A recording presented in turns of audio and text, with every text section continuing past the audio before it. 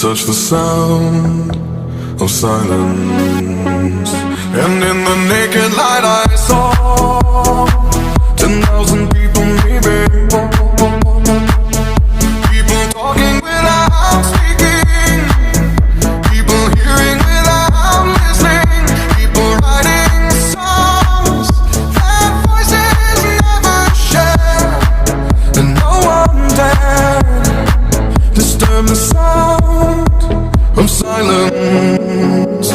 Fool said, "Ah, you do not